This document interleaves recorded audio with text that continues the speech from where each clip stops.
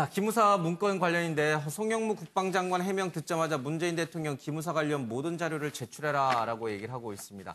기무사의 계엄령 문건과 관련해 국방부, 기무사와 각 부대 사이에 오고 간 모든 문서와 보고를 대통령에게 즉시 제출해라 이렇게 얘기를 하고 있죠.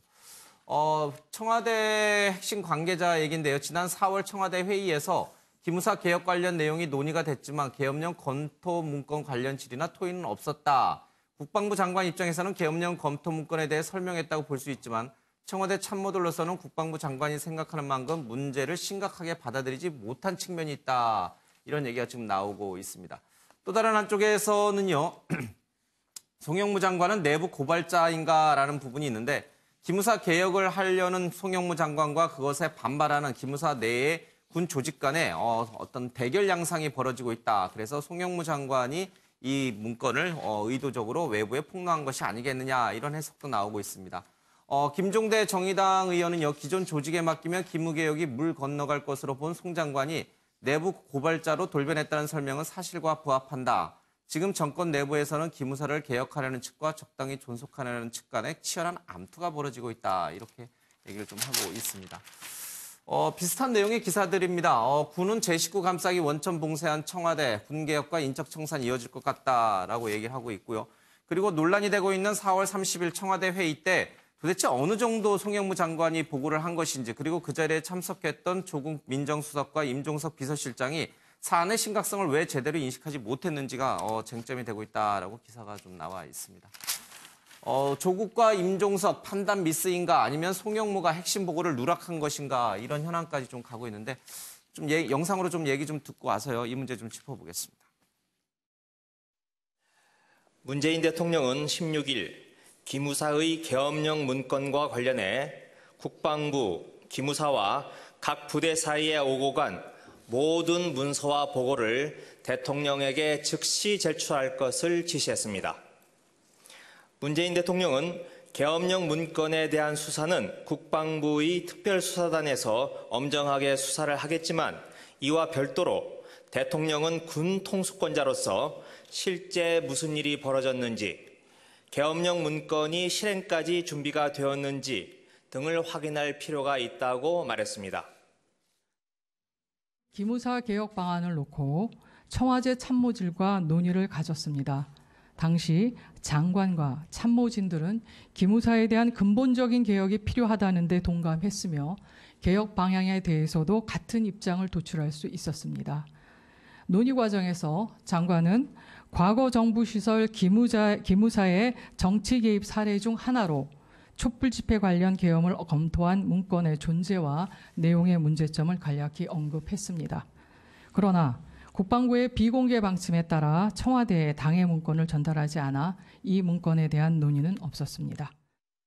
자, 조대진 위원장, 두 가지 쟁점에서 좀 살펴봐야 될 것 같습니다. 송영무 국방장관, 기무사를 개혁하려고 하는 측과 그것에 반발하고 있는 측 간에 어떤 지금 힘겨루기가 벌어지고 있는가 하는 점이 하나 있고요. 4월 30일 청와대 회의에서 지금 국방부 대변인 얘기가 있었습니다만 이 촛불 집회 관련된 개헌 검토 문건이 제대로 충분히 보고가 됐는가. 그런데도 불구하고 임종석 비서실장과 조국 민정수석이 이것의 심각성을 제대로 인지 못한 것인가. 그런 부분에 대한 논란 이제 두 가지가 좀 있는데 첫 번째 질문부터 좀 가겠습니다. 진짜 기무사 개혁에 저항하는 측의 반발이 거센가요?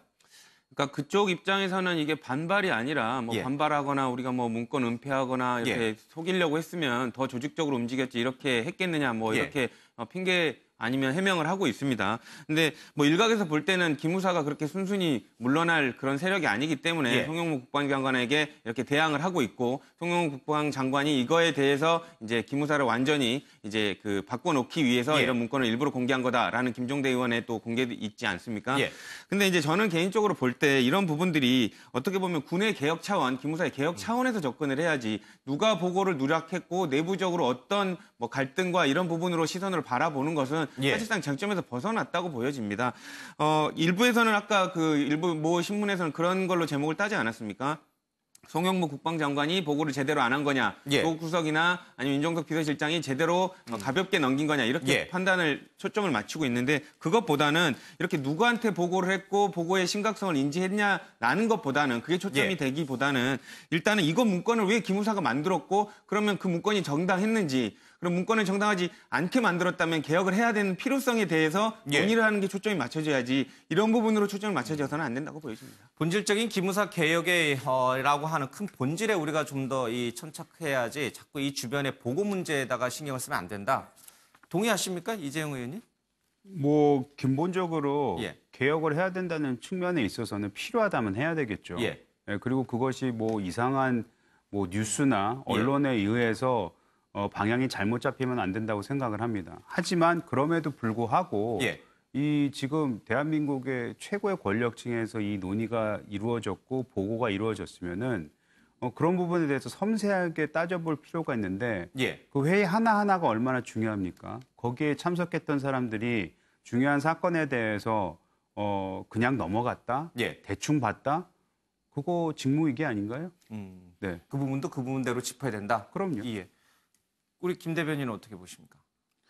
우선 기무사 문제가 있죠. 예. 그 촛불 집회 때 그 뭐 계엄 또는 위수령을 검토하고 예. 실제 군대 배치까지 했다는 그 사실 자체가 굉장히 큰 문제입니다. 실제 군대 배치를 하지는 않았습니다. 그러니까 이제 그런 계획이 있는 거죠. 예, 계획도까지 있었다는 예. 게 그건 대단히 큰 문제고요. 이것을 개혁하고 해결하는 과정에서 그 장관과 청와대 참모진들 간의 회의도 있었고 뭐 한쪽에서는 보고를 했다 그러고 예. 또 안 들었다 그러고 정식 보고가 아니다 예. 그러고 이런 논란이 있는 것 자체가 대단히 큰 문제였다. 예. 왜냐하면 최근에 지금 우리가 남북 정상회담, 북미 정상회담, 지방선거 이런 게 있었지 않습니까?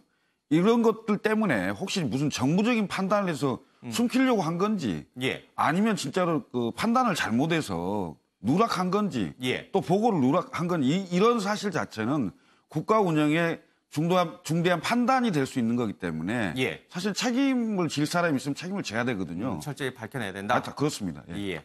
우리 저도 생각을 할 때는 이거는 뭐 진실 게임이 본질이 아니기 때문에 예. 기무사 개혁이라는 그런 본질에 충실할 필요가 있다.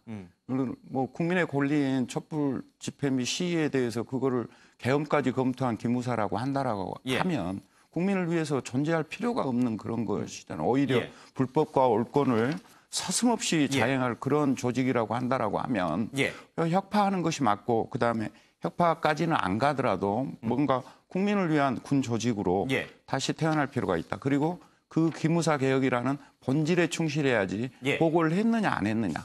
예. 또는 송 장관이 잘못했거나 우리 조국 수석이 잘못했거나 이런 걸 꼭 따질 필요는 없다라는 것입니다. 예. 기무사 개혁이라는 본질에 충실할 필요가 있다. 예.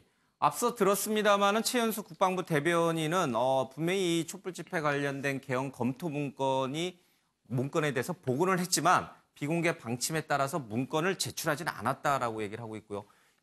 조국 민정수석도 해당 문건의 존재를 언론 보도를 알았다라고 말하는 것을 보면은 적어도 4월 30일 청와대 회의에서는 문건 형태로 이 계엄령 관련된 얘기가 오간 것은 아닌 것 같아요. 그냥 문건 없이 구두 형태로 가서 아마 김의겸 청와대 대변인이 지난번에 칼로 무 자르듯이 그렇게 명확하게 할 수 없는 측면이 있다라고 말한 대목이 그 대목인 것 같아요.